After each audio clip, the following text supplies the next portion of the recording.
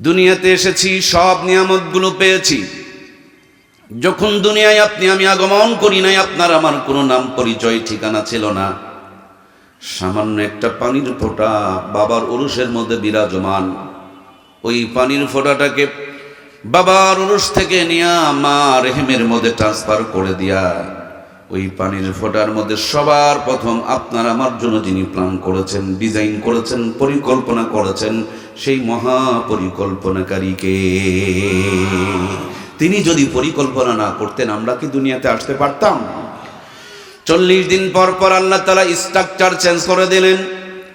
পানির ফোঁটাকে রক্তপিণ্ড বানালেন, রক্তপিণ্ডকে গোস্তপিণ্ড বানালেন, ভিতরে স্ট্রাকচার দিয়ে দিলেন। এখন একটু খাবারের দরকার। বাংলাদেশের খাদ্যমন্ত্রী আপনার আমার জন্য কোনো পরিকল্পনা করে নাই। মায়ে গরম দুধ করে পাঠান নাই, খিচুড়ি রান্না করে পাঠান নাই। বাবা কিন্তু দোকান থেকে দুধ কিনে আপনার আমার জন্য পেটের মধ্যে পাঠায় দেয় নাই। নানার কোনো ভাবনা নাই, দাদার কোনো পরিকল্পনা নাই। রব্বুল ইজ্জাত আপনাকে আমাকে ভরে নাই, মার নারীর সাথে সুন্দর করে একটা সংযোগ দিয়া 10 মাস 10 দিন ধরে মায়ের পেটে তিলে তিলে আপনাকে আমাকে গড়ে তুলেছেন। তিনি কে? কেন তাকে ভালোবাসবেন না? ঢুকেছিলাম সংক্ষিপ্ত রাস্তা দিয়া, এখন আমি মার পেট থেকে বের হব। এই সংক্ষিপ্ত রাস্তা দিয়ে আমি আর বের হতে পারবো না। এদেশের স্বাস্থ্যমন্ত্রী আপনার আমার জন্য কোনো চিন্তা করে নাই, মা বাবার কোনো ভাবনা নাই। রব আপনারে আমারে বলেন নাই, আমার আল্লাহ বলেন সুম্মা সাবিলা ইয়াসসারা। মায়ের ছোট্ট প্রসবের রাস্তাকে প্রশস্ত করে দিয়া দুনিয়ার বুকে আসার ব্যবস্থা করেছেন। তিনি কে? পৃথিবীতে আসার পর দুনিয়ার মানুষগুলো যখন আপনার আমার খাবারের সিঙ্গেল লাইনটাকে কেটে দিলেন, সিঙ্গেল লাইনটাকে যখন ডিসকানেক্ট করে দিলেন, বিচ্ছিন্ন করে দিলেন, সিঙ্গেল লাইন অফ হয়ে যাওয়ার আগে মার বুকের মধ্যে ডবল লাইনের ব্যবস্থা করে রেখেছেন। তিনি কে? সুবহানাল্লাহ। একবার কি ভেবেছেন? মার কোলে ছিলাম না, মার বুকে দুধ ছিল না, আবার মার কোলে যেদিন থাকবো না সেদিনও দুধ পাওয়া যাবে না। ঠান্ডা খেলে নিউমোনিয়া হবে, গরম খেলে মুখ পুড়ে যাবে, বেশি করে আসলে ঢোক গিলা যাবে না, কম হলেও বলতে পারবে না। ভিটামিন লাগবে, ক্যালসিয়াম লাগবে, আয়রন লাগবে, জিঙ্ক লাগবে, মিনারেল লাগবে। একটা মানুষের গড়ে ওঠার জন্য, বেড়ে ওঠার জন্য যতগুলো উপাদান লাগবে, যতটুকু পরিমাণ লাগবে, সবগুলো দিয়া 2 থেকে 2.5 বছর ধরে মায়ের পেটে 2 থেকে 2.5 বছর ধরে মায়ের কোলের মধ্যে মায়ের দুধ খাওয়ায় লালন পালন করেছেন কে? দুধ খাওয়াইছেন আমার আল্লাহ, দুধ খাওয়াইছেন আপনার আমার মা, কিন্তু মায়ের বুকে দুধ দিয়েছেন কে? মায়ের কি কোনো ক্ষমতা আছে? চেষ্টা করলে কি 1 ফোঁটা দুধ বানানোর তার কোনো ক্ষমতা আছে? সম্মানিত ভাইয়ারা আমার, দুধ খেয়ার চাহিদা পূরণ হবে না, এখন নরম কিছু খাওয়ার দরকার। আল্লাহ তাআলা ছোট্ট ছোট্ট দাঁত দিয়ে দিলেন। এই দাঁত নেওয়ার জন্য দরখাস্ত রেখে মেম্বরে সই নিতে হয় নাই, চেয়ারম্যানের কাছে যেতে হয় নাই, ঘুষ দিতে হয় নাই। এখন দাঁতের দরকার। দুধ খেতে খেতেই দাঁতগুলো উঠায় দিয়েছেন আমার রব। ওই দাঁত দিয়া শক্ত হাড়গুলো চাবানো যাবে না, এজন্য নরম দাঁতগুলোকে উঠায় নিয়ে আরো শক্ত দাঁতের ব্যবস্থা করে দিলেন। মুখে থেকে জিহ্বাটা বের করে দেখুন, ছোট্ট ছোট্ট দানা দানা কি যেন দেখা যায়। আজকের আধুনিক স্বাস্থ্য বিজ্ঞান বলেন, ওগুলো হলো এক একটা সফটওয়্যার, এক একটার এক এক রকমের কার্যক্রম। পৃথিবীর বুকে যত আইটেমের খাবার আছে, এই ছোট্ট জিহ্বাটার মধ্যে আমার আল্লাহর পক্ষ থেকে ততগুলো কুদরতের সফটওয়্যার আছে। এক্ষুনি বাজার থেকে 12টা মশলা মিশানো মিক্সার মুখের মধ্যে দিবেন, জিহ্বায় যাওয়া মাত্র এক খাবার থেকে 12 রকমের ভিন্ন ভিন্ন স্বাদ নেওয়ার ব্যবস্থা করেছেন। তিনি কে? মুখটাকে দিলেন আমার আল্লাহর সামনে। নাক যদি হইতো পিছনে, মুখে কিছু দেওয়ার আগে নাকে নেওয়া লাগতো। রিপোর্ট আসতে 2 মিনিট দেরি হলে কিন্তু অপেক্ষা করা লাগতো। এমন জায়গায় নাক দিলেন, মুখে দেওয়ার আগে নাকে গন্ধ চলে যায়, মুহূর্তের মধ্যে মেমোরিতে খবর পৌঁছে যায়, মেমোরি আবার হাতের কাছে ট্রান্সফার করে দেয়। খাবার যদি ভালো থাকে দেখবেন হাত মুখের দিকে তুলতেছে, খাবার যদি খারাপ হয়ে যায় ডাস্টবিনের দিকে ফেলে দিতেছে। এত সুন্দর করে যিনি লালন পালন করেন, ওই মালিকের দেওয়া হাত পা চোখ মুখ নিয়া মালিকের কুদরতি কদমে 5টা বার সেজদা দেওয়ার দরকার আছে না নাই? সম্মানিত প্রাণপ্রিয় ভাইয়ারা আমার, নাকটা লম্বা, চোখ যদি নাকের মতন লম্বা হতো, মুখে কিছু নাকের মতন যদি লম্বা হতো, কোথাও ধাক্কা লাগে মুহূর্তের মধ্যে দেখবেন চোখের ওই মুনিটা গলে যেত, কালো পানিগুলো বের হয়ে যেত, আপনি আমি কানা হয়ে যেতাম। সৌন্দর্য আমার আল্লাহ তাআলা বাড়িয়েছেন, ভিতরে চোখ ঢুকিয়ে দিয়ে সাইড দেওয়ার শক্ত হাড় দিয়া ব্যারিকেড দিয়ে দিয়েছেন, আবার উপর দিক দিয়ে সুন্দর করে একটা শাটার দিয়েছেন, কভার দিয়েছেন। আমার কলিজার টুকরা ভাইয়েরা সব দিয়েছেন ঠিক, কিন্তু মনে করেন আপনার আমার মাথার ওই তারটা ছিঁড়ে গিয়েছে। যেই তার ছিঁড়ার কারণে পাগলা গারোতে পাবনাতে গিয়ে অনেক মানুষ ভর্তি হয়ে আছে। দেখতে কত সুদর্শন, কত সুন্দর চেহারা, চাকরি ছিল, ব্যবসা ছিল, ফ্যামিলি ছিল, সন্তান ছিল, বাবা ছিল, মা ছিল, শোয়ার জন্য আলিশান বিছানা ছিল, হাতে দামি মোবাইল ফোন ছিল, শিক্ষা দীক্ষা যোগ্যতা ছিল, ব্যবসা ছিল, দোকানদারি ছিল, চাকরি ছিল, কিন্তু মাথার তারটা ছিঁড়ে যাওয়ার কারণে লোকটা এখন পাগল হয়ে গিয়েছে।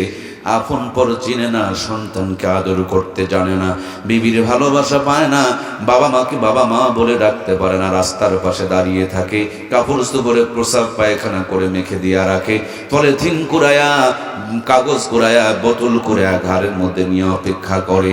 আমার ভাইয়েরা, সব দেওয়ার পর আমার আল্লাহ তাবারক তাআলা যদি আপনার আমার ওই মাথার নাটটাকে ঢিল করে দিতেন অথবা তারটাকে ডিসকানেক্ট করে দিতেন, আপনিও আমি পাগলের মতন এই বাসুপাড়ার কোনো রাস্তার কিনারে দাঁড়িয়ে থাকতাম। যে মালিক এখনো পর্যন্ত আপনার আমার পাগল বানায় নাই, ওই মালিকের দেওয়া কপালটা মালিকের কুদরতি কদমে লাগানোর দরকার আছে না নাই? একজন মানুষের বিবেক যদি সুস্থ থাকে, অটো আল্লাহর প্রেমে পড়ে যাবে। আকাশকে আমার জন্য বিনা খুঁটিতে ঝুলিয়ে রেখেছেন কে? জমিনকে আপনার আমার জন্য সুন্দর করে বিছিয়ে দিয়েছেন কে? রাজশাহী, নওগাঁ, চাপায় নবাবগঞ্জে কি সুন্দর আমের বাগান, দিনাজপুরে লিচুর বাগান, ধানের একবারে বাম্পার চাষ। আবার সিলেটের জমিনে গিয়া দেখেন পাহাড়ের মাথায় মাথায় চার বাগান, দক্ষিণ অঞ্চলে গিয়া দেখেন পানির ভিতরে কি সুন্দর করে মাছের আবাদ। আমার প্রাণপ্রিয় ভাইয়েরা, একই জমিনে আম গাছ লাগিয়েছেন, কাঁঠাল লাগিয়েছেন, লিচু লাগিয়েছেন, এক জমিন, এক আলো বাতাস, এক একটার মধ্যে এক এক রকমের স্বাদ। কার ইঙ্গিত পেয়ে এই শীতের দিনে খেজুরের গাছটা গলা কেটে আপনাকে আমাকে রস পান করাইতেছে? এই দুনিয়াতে যত নিয়ামত, সব নিয়ামত গুলো আপনার আমার জন্য আমার আপনার আল্লাহ দান করেছেন। আর আল্লাহ বলে দিয়েছেন, কুলু ওয়াশরাবু, খাও পান করো। আর বান্দাদের উদ্দেশ্য করে বলেছেন, ওয়ামা খালাকতুল জিন্না ওয়াল ইনসা ইল্লা লিয়াবুদুন, আমি জিন আর ইনসানকে শুধুমাত্র তৈরি করেছি আমার ইবাদতের জন্য, আর দুনিয়ার সমস্ত নিয়ামতগুলোকে তৈরি করেছি জিন ইনসানের খেদমতের জন্য। আমরা সব থেকে খেদমত নিচ্ছি, কিন্তু আল্লাহর ইবাদত করছি না। এদেরকেই নাফরমান বলা হয়। আল্লাহর ইবাদত করলে জান্নাত, আর না করলে জাহান্নাম। কথা বোঝা গেছে না? যায় না? এজন্য একটা মানুষের মেমোরি যদি ভালো থাকে, অটো সে আল্লাহর প্রেমে পড়ে যাবে। কারণ আপনার আমার বডিতে যতগুলো পার্টস আছে, কোটি কোটি টাকার পার্টস আল্লাহ দিয়েছেন। সুবহানাল্লাহ। একটা মানুষ যদি আপনাকে বলে যে তোমার 2টা কিডনি দিয়ে দাও, আমি তোমাকে কয়েক হাজার কোটি টাকা দিব, দিবেন ভাইরা? 2টা চোখ যদি চাই তাও দেবেন না। যদি কোনো একজন ন্যাংরা বলেন আমাকে পা 2টা দাও, আমি তোমাকে 1000 কোটি টাকা দেব, তাও দেখবেন পা দিবেন না। তার মানে আপনাকে আল্লাহ, আমাকে আল্লাহ কত সুন্দর কতগুলো নিয়ামত দান করেছেন।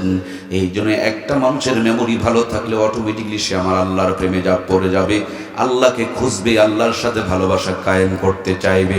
সেই জন্য আল্লাহ রাব্বুল আলামিন পবিত্র কুরআনুল কারীমের মধ্যে বলে দিলেন, কুল ইন কুনতুম তুহিব্বুনাল্লাহ ফাত্তাবিউনি ইউহিব্বুকুমুল্লাহ ওয়া ইয়াগফির লাকুম যুনুবাকুম ওয়াল্লাহু গফুরুর রহিম। আল্লাহ বলেন, নবী গো, দুনিয়ার মানুষেরা যদি আমি আল্লাহকে ভালোবাসতে চায়, ফাত্তাবিউনি, আপনারা যেন ইত্তেবা করে। আল্লাহ বলেন ইউহিব্বুকুমুল্লাহ, তাহলে আমি আল্লাহ ভালোবাসা দিয়া জিন্দেগির গুনাহগুলোকে মাফ করে দেব। সুবহানাল্লাহ। এই যে আমার মাথার উপরে একটা বাল্ব আছে, এই বাল্বটা জ্বালানোর জন্য নিচে কিন্তু একটা সুইচ আছে, সুইচে চাপ দিবেন, আলোটা জ্বলবে অথবা অফ হয়ে যাবে। রব আমার আরশে আজিমে জমিনে সুইচ দিয়েছেন, মুহাম্মদুর রাসূলুল্লাহ সাল্লাল্লাহু আলাইহি ওয়াসাল্লামকে। নবীজিকে মহব্বত করলে আল্লাহ ভালোবাসা দিয়ে জিন্দেগির গুনাহ মাফ করে দিবে। আলো জ্বললে যেমন অন্ধকার চলে যাবে, নবীজিকে মহব্বত করলে আল্লাহ ভালোবাসা দিয়ে জিন্দেগির গুনাহ মাফ করে দিবে। সুবহানাল্লাহ। এর জন্য প্রিয় ভাইয়ার আমার, নবীজিকে মহব্বত করতে হবে, ভালোবাসতে হবে। কেমনে ভালোবাসবেন? আপনার আমার কলিজার টুকরা প্রাণীর নবী বলে গিয়েছেন যাওয়ার আগে, আল্লাহর হাবিব বলেছেন আল্লাহর হাবিব বলেছেন, মান আহাব্বা সুন্নতি ফাকাদ আহাব্বানি ওয়া মান আহাব্বানি কানা মাই ফিল জান্নাহ। যেই ব্যক্তি আমার সুন্নতকে মহব্বত করলো, নবীজি বলেন সে আমাকেই মহব্বত করলো, আর যে আমাকে মহব্বত করলো, আল্লাহর হাবিব বলেন আমার সঙ্গে জান্নাতে প্রবেশ করবে। অনেকদিন পর আপনাদের খেদমতে আসা হাফিজুর ভাই, আমাদের আনোয়ার ভাইয়ের নেতৃত্বে একদল যুবকেরা আমাদেরকে এখান থেকে, এই রাস্তার মোড় থেকে রিসিভ করে নিয়ে আসতেছে। আমি তো চিনি, আসতেও পারতাম, কিন্তু রিসিভ করে নিয়ে আসতেছেন। মেহমানকে সম্মান দিচ্ছেন, মেহমানকে রিসিভ করছেন। এটা আত্মতৃপ্তির একটা ব্যাপার। আপনি আপনার মেহমানকে রিসিভ করেছেন, কিন্তু আপনি নিজেও জানেন না আপনি একজন মহামানবের মেহমান, আপনি একজন মহান ব্যক্তির মেহমান। আপনাকে রিসিভ করে জান্নাতে নেওয়ার জন্য একদিন, 2 দিন, 1 মাস, 2 মাস, 1 বছর, 2 বছর, 100, 200, 500, 1000 বছর নয়, 1500 বছর ধরে মদিনা রওজাতে তিনি অপেক্ষা করছেন, উম্মত সুন্নতগুলোকে আমল করো, আমি নবীর সাথে করে নিয়ে জান্নাত উদ্বোধন করব। সুবহানাল্লাহ। নবীজির ইন্তিকালের পূর্বে জিবরাইল আমিন এসে বলছেন, ইয়া রাসূলুল্লাহ, আপনার বিদায়ের পর আপনার দেহ মোবারক আল্লাহ রাব্বুল আলামিন আরশ আজিমের কাছে রাখতে চাই, এই ব্যাপারে আপনার মতামত কি? আল্লাহর হাবিব বলেন, আমি আরশ আজিমের কাছে থাকতে চাই না, আমি মদিনা রওজাতেই থেকে যেতে চাই। আমার আল্লাহর কাছে দূর আর কাছে কিছুই নাই, সবগুলো আমার আল্লাহর সামনে। সুতরাং আমি মদিনা রওজাতে থাকতে চাই। কিয়ামতের দিন আমার উম্মতগুলোকে সাথে করে নিয়ে আল্লাহর জান্নাত উদ্বোধন করতে চাই। আমাদের একটু টাকা বেড়ে গেলে আর পার্বতীপুর ভালো লাগে না, ঢাকা চলে যায়। আর একটু বেড়ে গেলে বিদেশ চলে যায়। নবীজির অফার এসেছিল আরশ আজিমে যাওয়ার জন্য, কিন্তু আপনাকে আমাকে নিয়ে জান্নাত উদ্বোধন করবেন, তার জন্য মদিনা রওজাতে থেকে গিয়েছেন। আমার প্রিয় ভাইয়েরা, আগামীকাল পার্বতীপুর বাজারে গিয়ে কাপড়ের দোকানে যদি বলেন আমাকে 2 গজ অথবা 5 গজ একটু কাপড় দেন, তো দেখবেন দোকানদার কাপড় বের করার আগে একটা লাঠি বের করবে। আপনি দৌড় দিয়েন না ভাই, এটা হলো কাপড় মাপার জন্য একটা কাঠি, এইটা ফিতা দিয়ে মেপে গজ বানায় রাখছে, এইটা দিয়ে কাপড় মেপে মেপে দেওয়া হয়। তেমনি জান্নাতের একটা মাপকাঠি আছে, নাম হচ্ছে মুহাম্মদুর রাসূলুল্লাহ সাল্লাল্লাহু আলাইহি ওয়াসাল্লাম। যারা যারা জান্নাতে যেতে চায়, আমাদের জীবনটাকে মুহাম্মদুর রাসূলুল্লাহর সুন্নতের মাপকাঠি অনুযায়ী মেপে ঠিক করে নেওয়ার দরকার আছে না নাই? আওয়ামী লীগের যিনি আদর্শ মেনে চলেন তারে আওয়ামী লীগ বলেন, বিএনপির যিনি আদর্শ মেনে চলেন তারে বিএনপি বলেন। মুহাম্মদুর রাসূলুল্লাহ সাল্লাল্লাহু আলাইহি ওয়াসাল্লামের আদর্শ যিনি মেনে চলেন তাকে মুহাম্মদুর রাসূলুল্লাহর উম্মত বলেন। আওয়ামী লীগের মতামত ওটা আওয়ামী লীগ, বিএনপির মতামত ওটা হলো বিএনপি, আর নবীর মতামত যেটা সেটা হলো নবীর উম্মত। তার মানে নবীর মতামত তাকে বলে নবীর উম্মত। আমরা কি সবাই নবীজির উম্মত? কি সবাই উম্মত নয়? কারা কারা নবীর খাঁটি উম্মত হতে চাই? 2টি হাত তুলে আমার আল্লাহকে দেখেন, লিল্লাহি তাকবীর। উম্মত, তাই না ভাই? আমাদেরকে সুন্নতগুলো আমল করা লাগবে কি লাগবে না? আচ্ছা, একটা লোক আওয়ামী লীগ দাবি করে, বুঝতে পেরেছেন? আওয়ামী লীগ তো এখন মানকাজিবাত পড়ছে না, আওয়ামী লীগ দাবি করে কিন্তু ধানের শীষের পতাকা নিয়ে ঘোরাফেরা করে। এটা বলেন আসল না ধোঁকাবাজ? আর একটা লোক বিএনপি দাবি করে কিন্তু নৌকা নিয়ে ঘোরাফেরা করে, বলেন এটাকে কি বলে? এটাকেও ধোঁকাবাজ বলে। ও নবীর উম্মত, আওয়ামী লীগ দাবি করে বিএনপির মতন চললে পারে, ওইটা যদি ধোঁকাবাজ হয়। নবী বলছে দাড়ি রাখো, তুমি রাখলা মস। নবী বলছে বসে প্রসাব করো, তুমি কুকুরের মতনই ছেড়ে দিলা। নবী বলছে বউ বাচ্চাকে পর্দা করাও, তুমি কটকটি বানায়া মার্কেটে মার্কেটে নিয়ে ঘুরলা। নবী বলছে হারাম খেও না, আর গ্রামীণ ব্যাংক ঠেঙ্গা মারা আশা সবুজ সংঘ থেকে টাকা না তুললে তোমার পেট ভরে না। তুমি নবীর উম্মত নয়, নবীর উম্মতের নাম দাবি করে ধোঁকাবাজি করছো। কথা বলুন ঠিক কিনা? এর জন্য আমরা নবীজির খাঁটি উম্মত হতে চাই কি না?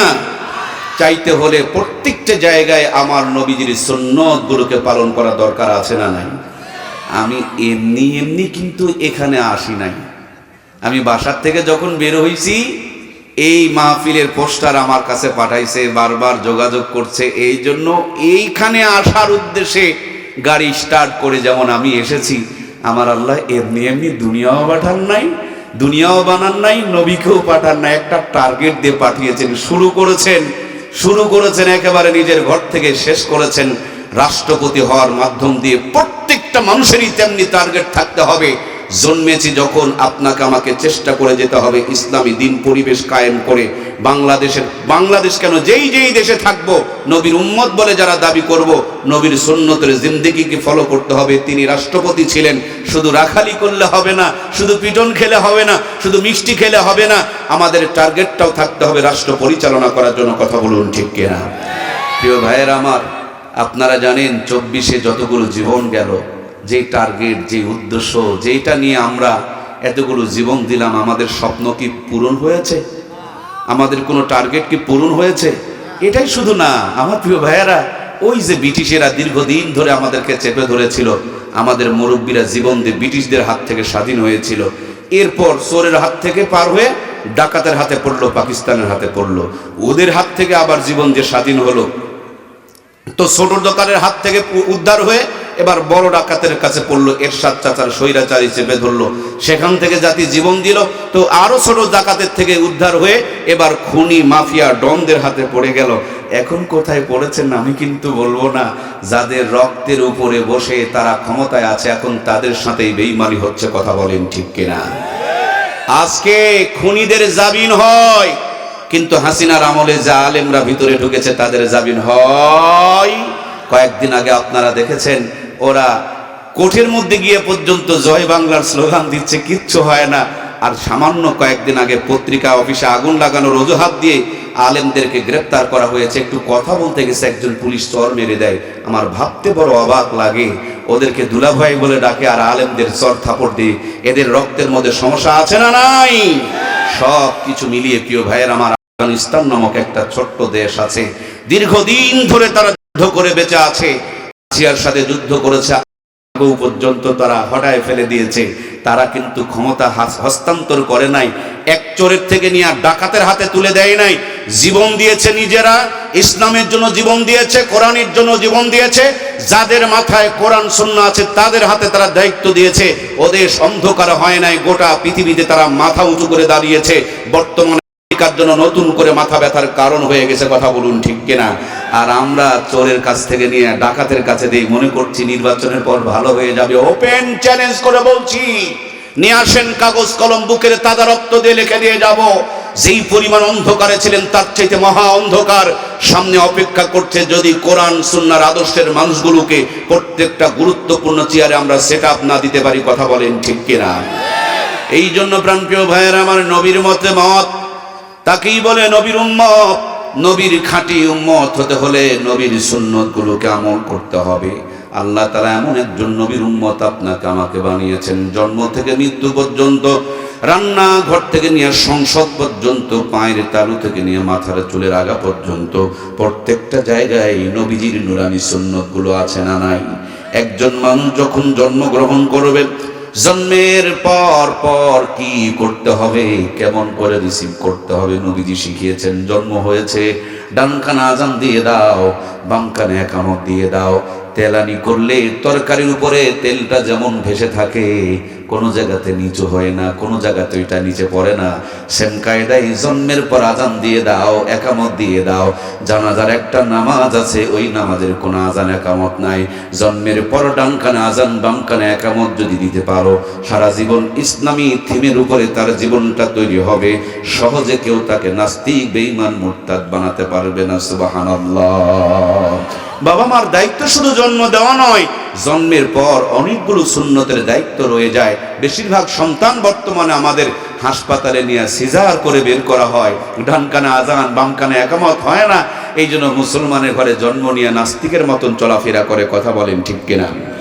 অল্প কিছুদিন আগে একজন বেয়াদব বলল, ফজরে আজান যখন শুনি মনে হয় বেশ্যা তার খরিদ্দারকে ডাকতেছে।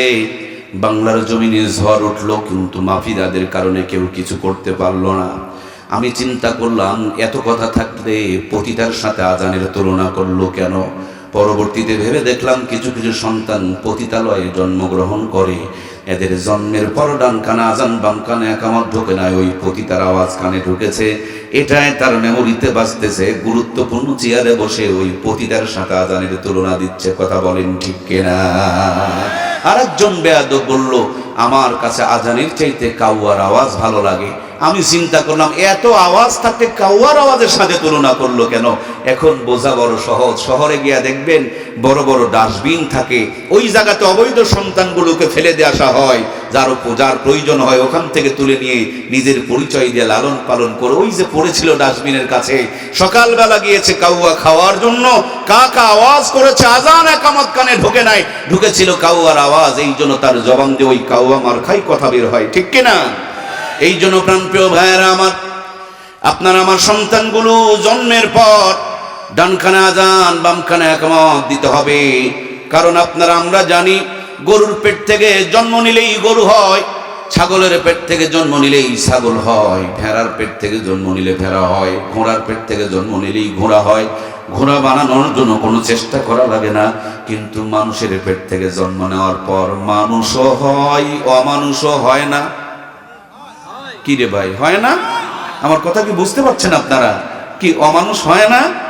মানুষের পেট থেকে জন্ম নিয়ে মানুষও হয়, অমানুষও হয়। বর্তমান বাংলার জমিনে বুকে হাত দিয়ে ইমানের সাথে বলেন তো দেখি, মানুষ বেশি না অমানুষ? মানুষ কোনোদিন মানুষকে ওপেনলি খুন করতে পারে? মানুষ কোনোদিন 70 বছরের বৃদ্ধাকে মাঠের মধ্যে নিয়ে ধর্ষণ করতে পারে? মানুষ কোনোদিন এদেশের সেনা অফিসারগুলোকে খুন করতে পারে না। মানুষ কোনোদিন কুকুরের জন্য প্রতিবাদ করবে আর মানুষের জন্য চুপ করে থাকবে, এটা হতে পারে না। মানুষ কখনো তার বাপ মাকে বাড়ি থেকে বের করে দিতে পারে না। মানুষ কখনো নামাজ পড়ে জমিনে গিয়ে আল ঠেলতে পারে না। এগুলো সবগুলোকে দেখতে মানুষের মতন দেখা যায়, আসলে তাদের ভিতরে মানুষত্ব নাই। এরা মানুষের পেটে জন্ম নেওয়া অমানুষ। কথা বলেন ঠিক কিনা? এই জন্য প্রিয় ভাইয়েরা আমার, মানুষ যেন অমানুষ না হয়, মানুষ যেন সত্যিকারের মানুষ হয়, মানুষ যেন প্রকৃত মানুষ হয়। আমরা যত টাকার যেই ব্র্যান্ডের মোবাইল ফোন কিনি না কেন, মোবাইল ফোন কিনি, সাথে সাথে কথা হয় না, মোবাইল ফোনের ভিতরে একটা সিম কার্ড ঢোকাতে হয়। গ্রামীণের সিম কার্ড ঢোকালে গ্রামীণের নেটওয়ার্ক পাওয়া যায়, বাংলা লিংকের সিম কার্ড ঢোকালে বাংলা লিংকের নেটওয়ার্ক পাওয়া যায়। আমার আল্লাহ তাআলা মানুষ বানিয়েছেন, মানুষটা যেন জান্নাতের নেটওয়ার্ক পায়, তার জন্য 2টা নিয়ামত দান করেছেন। 1 নম্বর নিয়ামত দিয়েছেন মুহাম্মাদুর রাসূলুল্লাহর সুন্নতের নেটওয়ার্ক, আর 2 নম্বর নিয়ামত দান করেছেন কোরআনুল কারীমের সিম কার্ড। জন্মের পর নবীর সুন্নতের মিল্লাতে তুলে দাও। বুদ্ধি যখন হবে, লেখাপড়া যখন শিখবে, মেমোরিতে কোরআনুল কারীম তেলাওয়াত করে করে কোরআনুল কারীমটা মেমোরি তরজমা করে দাও। আমার আল্লাহ বলেন, ইন্নামাল মুমিনুনা আল্লাযীনা ইযা যুকিরাল্লাহু ওয়াজিলাত কুলুবুহুম ওয়া ইযা তুলিয়াত আলাইহিম আয়াতুহু যাদাতুহুম ঈমানান ওয়া আলা রাব্বিহিম ইয়াতাওয়াক্কালুন। মুমিনদের সামনে যখন কোরআনুল কারীম থেকে তেলাওয়াত করা হয়, আল্লাহ বলেন যাদাতুহুম ঈমানান, আমি তাদের ঈমানকে বাড়িয়ে দেই। সুতরাং প্রিয় ভাইয়েরা, শুধু জন্ম দিলেই হবে না, জন্মের পর এই দায়িত্বগুলো পালন করতে হবে, নইলে মানুষের পেটে অমানুষ পয়দা হবে, ঠিক কিনা? এই ডান কানে আজান, বাম কানে দিলেন একামত, এটা সুন্নতের 1 নম্বর ডোজ। 2 নম্বরে বাবা মার জন্য দায়িত্ব আর কর্তব্য হলো সুন্দর একটা ইসলামিক নাম রেখে দেন।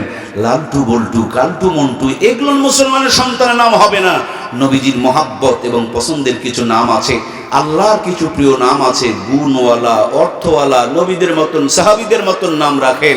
নামটা যেন আব্দুর রহমান, আব্দুল্লাহ, মরিয়ম, আমেনা, ফাতেমা এরকম যেন হয়। কিয়ামতের দিন আমার আল্লাহ যখন বলবেন মরিয়ম, সমস্ত মরিয়মগুলো উঠে দাঁড়িয়ে যাবে, আব্দুল্লাহ, সমস্ত আব্দুল্লাহরা উঠে দাঁড়িয়ে যাবে। আল্লাহ বলবেন, আমি এক আব্দুল্লাহরে ডাক দিলাম, এত আব্দুল্লাহ দাঁড়িয়ে গিয়েছো কেন? আব্দুল্লাহরা বলবে, আপনার গ্রামের আব্দুল্লাহটাও দাঁড়িয়ে যাবে, সেও বলবে, ওগো মালিক, আমি মনে করেছি তুমি আমাকেই ডেকেছো। আল্লাহ বলবেন, ওয়াবতাগু মিন ফাদলিহি ওয়াসিলা, আমি তো জান্নাত দেওয়ার জন্য ওসিলা তালাশ করবো। যা আব্দুল্লাহ মানে আমি আল্লাহর গোলাম, আমি আল্লাহর বান্দা। সুতরাং এত সুন্দর যখন নাম রেখেছো, আমার পছন্দ এবং প্রিয় নামটা যখন রেখে দিয়েছো, এই নামের খাতিরে অন্য গুণাকে ব্যতি রেখে তোমাকে জান্নাতি বানিয়ে দিলাম। সুবহানাল্লাহ। একজন সন্তানের নাম যখন আব্দুর রহমান হবে, বাবা সারা জীবন আব্দুর রহমান মানে রহমানের গোলাম, রহমানের বান্দা বলে ডাকতেছে, মা রহমানের বান্দা বলে ডাকতেছে, বন্ধু রহমানের বান্দা বলে ডাকতেছে।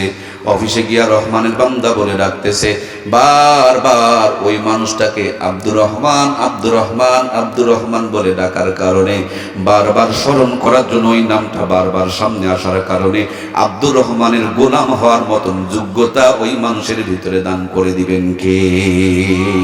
কথারও একটা পাওয়ার আছে, কথারও একটা ক্ষমতা আছে, কথারও একটা শক্তি আছে। এই কথাই তো হাসিনা পারে ইন্ডিয়াতে চালান করে দিছে। কথা বলেন ঠিক কিনা? বলে চাকরি কি রাজাকারের ছেলে মেয়েদেরকে দিব? সবাই যদি রাজাকার হয় তো তুই আছিস কেন রে ভাই, তুই যা। কথা তো এটাই না, অন্য কোনোটা?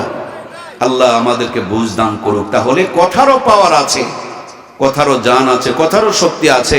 এই জন্য নামটা যেন গুণওয়ালা হয়, নামটা যেন আল্লাহর প্রিয় হয়, নামটা যেন নবীর প্রিয় হয়, নামটা যেন অর্থবোধক হয়, নামটার ওসিলাই যেন আল্লাহর দয়া মায়া এবং আল্লাহর অনুগ্রহ পাওয়া যায়। এটা হলো বাপ মার জন্য 2 নম্বরের দায়িত্ব এবং কর্তব্য। আল্লাহ তাআলা এই দায়িত্ব কর্তব্যগুলো আমাদের পালন করা তৌফিক দান করুন, বলুন আমিন। এরপর 1 সপ্তাহের ভিতরে আপনার সন্তানের জন্য আপনি আকিকা দিয়ে দেন। ছেলে হলে 2টা ছাগল অথবা বকরি দিবেন, মেয়ে হলে 1টা দিবেন। সমর্থ যদি না থাকে না দিলেও চলবে, আর সমর্থ যদি ভালো থাকে আপনার সন্তানের মাথার চুলগুলো কেটে নিয়া ওই পরিমাণ স্বর্ণ অথবা রূপ সম পরিমাণ সম্পদকে সদকা করে দেন, দান করে দেন। সন্তানের নিয়তে যখন দান সদকা করবেন, আপনার সন্তানের জীবনকে রহমত বরকত দিয়া নিরাপদ বানিয়ে দিবেন কে? এরপর বাচ্চারা যখন বড় হবে, নবীজির জামানায় সাহাবায়ে কেরাম রাদিয়াল্লাহু তাআলা আনহুদের সন্তান যখন ভূমিষ্ঠ হতো, আল্লাহর হাবিবের কাছে নিয়ে যাওয়া হতো। রহমাতুল লিল আলামিন জান্নাতি জবান দিয়া আজওয়া খেজুরকে চাবায়া চাবায়া নরম করে বাচ্চাদের মুখের মধ্যে উঠায়া দিত। আজকে নবী নাই, নবীর উত্তরসূরি উলামায়ে কেরাম রয়েছেন, এদের জোরে হাঁটলে দাওয়াত পাইছে বলবেন না, ধীরে হাঁটলে বেশি খাইছে বলে অপবাদ চাবাবেন না। এদেরকে মহব্বত করবেন। আল্লাহর হাবিব বলেছেন, ইন্নাল উলামা ওয়ারাসাতুল আম্বিয়া, আম্বিয়ায়ে কেরামের উত্তরসূরি হচ্ছে এই উলামায়ে কেরাম। যারা গীবত করে না, হারাম খায় না, চগলখড়ি করে না, ইসলামের বিরুদ্ধে কথা বলে না, যে জবান দিয়ে কোরআন তেলাওয়াত করে, জিকির করে, দরুদ শরীফ পড়ে, ওইরকম আল্লাহওয়ালা একজন বুজুর্গ মানুষের কাছে আপনার সন্তানটারে নিয়ে যান। তিনি যখন তার তেলাওয়াত করনেওয়ালা, দরুদ শরীফ পড়নেওয়ালা জবান দিয়ে আপনার আমার সন্তানের জবানটাকে উদ্বোধন করে দিবে, জীবন চলে যাবে। আপনার আমার ছেলে মেয়ের মুখ থেকে কোনোদিন ইসলামের বিপক্ষের কোনো কথা বের হবে। এই জন্য সন্তানের জবানকে উদ্বোধন করে নিব বড় একজন আল্লাহওয়ালা দিয়া। তারপরে আপনার আমার সন্তান যখন বড় হবে, এই সন্তানটাকে আপনার আমার ডাক্তার, মাস্টার, ইঞ্জিনিয়ার বানানোর স্বপ্ন থাকতে পারে, কিন্তু সাবধান মুসলমান, সাবধান, খবরদার, সাবধান হতে হবে। আগে ডাক্তার বানায়ও না, আগে মাস্টার বানাতে যেও না, আগে ইঞ্জিনিয়ার বানায়ও না, আগে এমপি মন্ত্রী বানায়ও না, আগে কোরআনের ফারমায় দিয়া ইমানদার বানায় নাও। ইমানদার বানানোর পর ডাক্তার বানাও, মাস্টার বানাও, ইঞ্জিনিয়ার বানাও, দুনিয়াও ঠিক থাকবে, আখিরাতে জান্নাতের ফয়সালা করে দিবেন কে? ইমানদার বানানোর জন্য কোরআন ভিতরে অবশ্যই ঢুকাতে হবে। বিল্ডিং বানাবেন বানান, ব্রিজ বানাবেন বানান, রাস্তা বানাবেন বানান, কিন্তু আগে বিল্ডিং, ব্রিজ, রাস্তা বানায় না, আগে কিন্তু ইট বানায়। ইট কি দিয়া বানায়? ইট এই মাটি দিয়া বানায়। এই মাটি রাস্তায় দিবেন, ধুলা হয়ে যাবে। এই মাটি পানিতে দিবেন, কাদা হয়ে যাবে। এই মাটি দিয়া মা বোনেরা চুলা তৈরি করে, যেখানে সারা জীবন আগুন জ্বলে, তারপর চুলার মাটি পানিতে ফেলে দিলে গলে যায়। অথচ ইটের ভাটায় সারা জীবন আগুন জ্বলে না, সেখানে কিছু ফরমালিটি মেনটেন করা হয়। এই জন্য মাটি আর মাটি থাকে না, মাটি তখন খাঁটি হয়ে যায়। এই মাটিকে কেমনে খাঁটি বানায়? মাটির সাথে পানি মিক্সার করে সুন্দর করে একটা খামিরা বানানো হয়, তারপরে সুন্দর করে একটা ইটের ফার্মায় ঢুকানো হয়, এরপর রোদের মধ্যে কয়েকটা দিন শুকানো হয়, তারপরে ইটের ভাটায় নিয়ে লিমিটেড টেম্পারেচার মেনটেন করে তাপ দেওয়া হয়। আগে ছিল মাটি, ইটের ভাটার থেকে বের করার পর হয়ে যায় খাঁটি। আগে পানিতে ফেলে দিলে গলে যায়, রাস্তায় দিলে ধুলা হয়। ইটের ভাটার থেকে বের করার পর পানি তো দূরের কথা, সাগরেও ফেলে দিলে কোনো প্রবলেম? ভাই একটু কথা বলতে হবে, কোনো প্রবলেম? একই মাটি আগে ধুলা হয়, কাদা হয়ে যায়, ওই মাটি একটু মেহনত করলে খাঁটি হয়ে যায়। আমার কলিজার টুকরা ভাইয়েরা, কথা বুঝতেই হবে, না বুঝে কোনো পার নাই, না বুঝার কোনো সুযোগ নাই। আপনি আপনার সন্তানকে ইমানদার বানান, ইমানদার বানিয়ে জাপানে পাঠান, জার্মানে পাঠান, লন্ডনে পাঠান, আমেরিকায় পাঠান। ইমানদার সন্তান জাপান, জার্মান, লন্ডনে থাকবে, বেঈমান হবে না। ওই বেঈমানের মধ্যে দাওয়াত দিয়া দিয়া কাজ করে বেঈমানগুলোকে ইমানদার বানায়া ফেলবে। আর ইমানদার না বানিয়ে যদি জাপান, জার্মান, লন্ডনে পাঠান, দেখবেন ওটা বেঈমান হয়ে হিন্দু খ্রিস্টানদের মেয়েকে বিয়ে করে বসে থাকবে। আমাদের বিগত দিনের মাফিয়ার ছেলে আর মেয়ের খবর কি আপনারা জানেন? এই রে ভাই, অত কথা কি বলা যায়? মেয়ের জামাইও খ্রিস্টান, ছেলের বউ, আরে বাবা বিয়ে করবে করো, মুসলমান বানায়া করো। ভিতরে যদি কোরআন থাকতো খ্রিস্টানটারে মুসলমান বানিয়েই বিয়ে করতো। কথা বলুন ঠিক কিনা? হয়তো বা ক্ষমতা টিকানোর জন্য ভিতরে ভিতরে সেই যে খ্রিস্টান হয়ে বসে আছে, কিন্তু ওপেন করে নাই। ওপেন করলে যে জনপ্রিয়তা চলে যাবে, এই জন্য ইমানের বড় দাম। আগে ইমানদার বানাও, তারপরে যা খুশি বানাও ভাই। ইমানদার বানিয়ে ডাক্তার বানাও, ইমানদার বানিয়ে মাস্টার বানাও, ইমানদার বানিয়ে এমপি বানাও, মন্ত্রী বানাও, রাষ্ট্রপতি বানাও, চেয়ারম্যান বানাও, মেম্বার বানাও। কম্বল চুরি হবে না, গমের বস্তায় শীত কাটবে না, সাদাবাজি চলবে না। কথা বলুন ঠিক কিনা? এই জন্য ইমানদার বানাতে হবে। ইমানদারের বড় দাম। নবী আমার বলেছেন, কিয়ামতের পূর্বে এমন সময় আসবে, সকালবেলা মানুষ বাড়ির থেকে ঈমান নিয়ে বের হবে, সন্ধ্যাবেলা বেঈমান হয়ে ফিরবে। হাতের মধ্যে জ্বলন্ত আগুনের টুকরা নিয়ে থাকা সহজ হবে, তার চাইতে বড় ইমানের উপরে টিকে থাকা মুশকিল হয়ে যাবে। একটু খেয়াল করে দেখেন, কয়েকদিন আগে একটা বাউল নামের ফাউল বের হইল। কেমনি কোরআনুল কারীমের ব্যাখ্যা করছে, কুল আউযু বিরাব্বিন নাস, মালিকিন নাস, ইলাহিন নাস। এই নাস মানে মানুষ, আর উনি অপব্যাখ্যা করছেন নাস মানে নাচানাচি, কাপড় খুলে নাচ, লুঙ্গি পরে নাচ, শাড়ি পরে নাচ, মানে খালি নাচানাচির কথা তিনি বলছেন। আল্লাহর কোরআনের কেউ যদি অপব্যাখ্যা করে, বলুন তো দেখি তার কি ঈমান থাকতে পারে? তার তো ঈমান নাই। এখন তাকে বাঁচানোর জন্য কিছু লোকজন রাস্তার মধ্যে মানববন্ধন করতে চলে গেল, মানে ওই ফাউলকে সাপোর্ট করলো। ফাউলকে যারা সাপোর্ট করলো তাদের কি ঈমান আছে? চোখের পলকে এই ঈমান হারিয়ে গিয়েছে, কিন্তু বেচারীরা বুঝতে পারে নাই, কারণ মেমোরিতে সব আছে, আল্লাহর কোরআন নাই। আল্লাহর কোরআন যদি থাকতো তাহলে রোগটা তারা ধরে ফেলে দিত, ঠিক কিনা?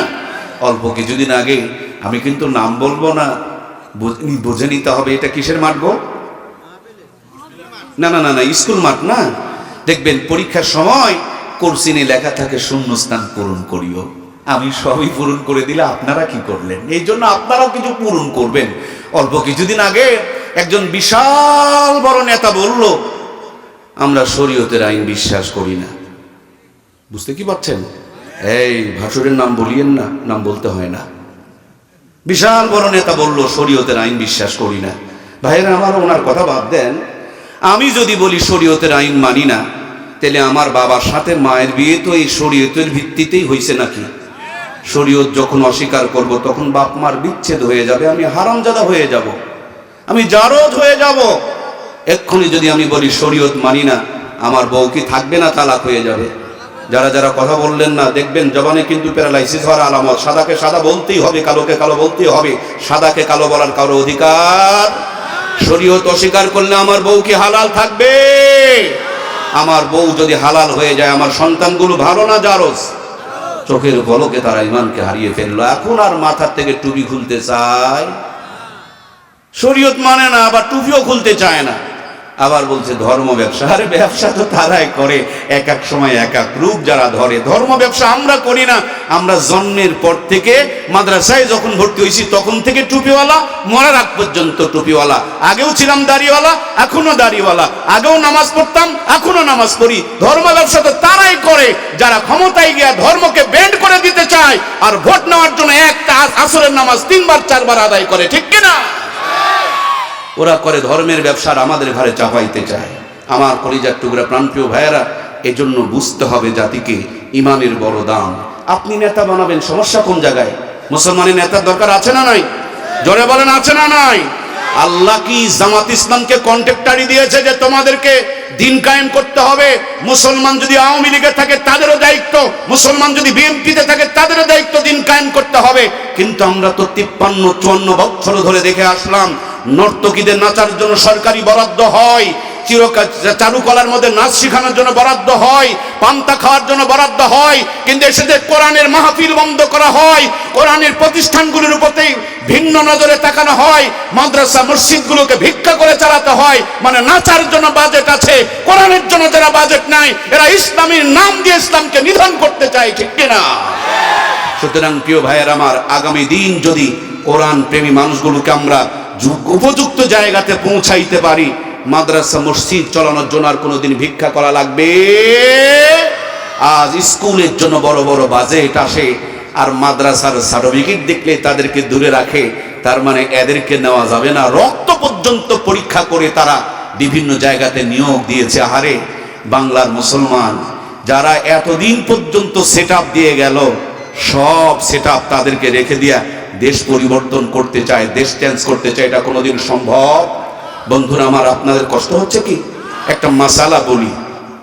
ওই যে ছাদের উপরে পানির ট্যাঙ্কি থাকে না, এখানে কোনো কারণবশত একটা বিড়াল পড়ে মরে গেছে। বলেন পানির থেকে সুগন্ধ না দুর্গন্ধ?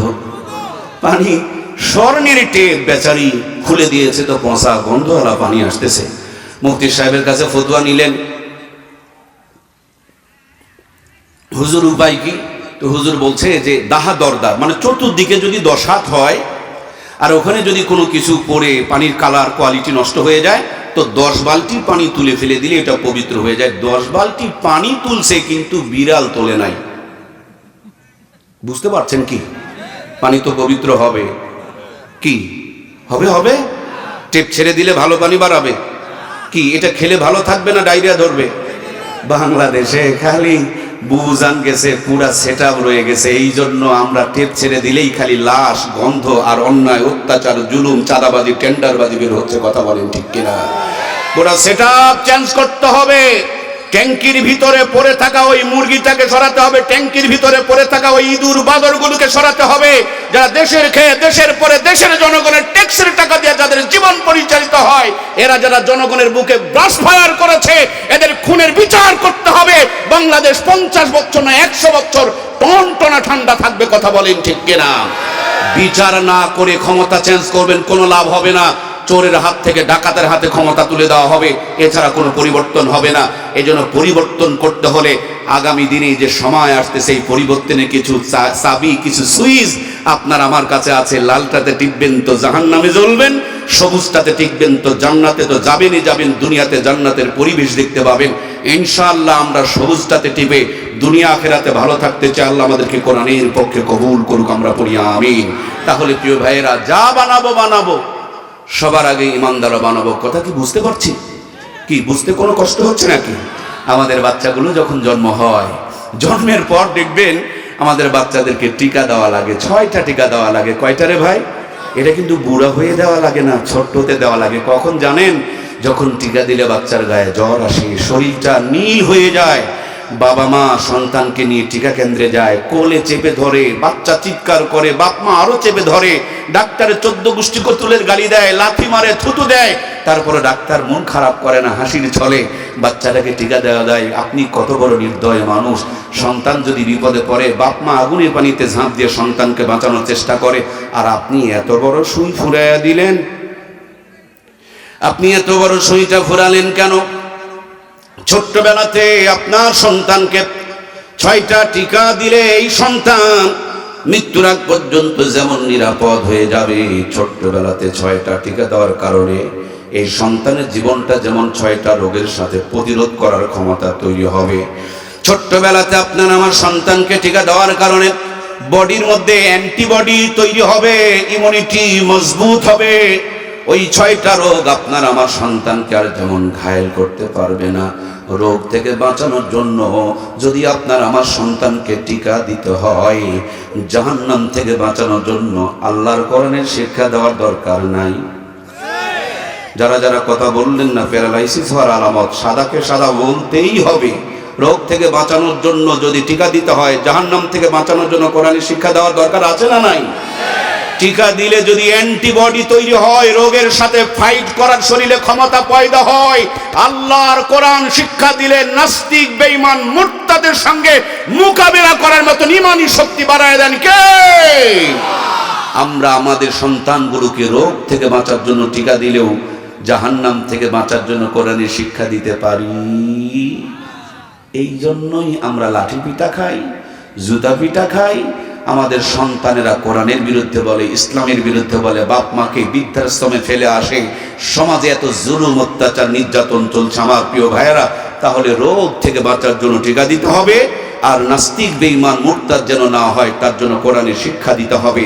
আগামী দিন যদি আমরা আমাদের সন্তানগুলোকে আলোকিত সন্তান হিসাবে দেখতে চাই, এই আলোর বর্তিকা আল্লাহর কোরআনের সাথে আমাদের সন্তানদের জীবনকে জড়িয়ে দেওয়ার দরকার আছে না নাই?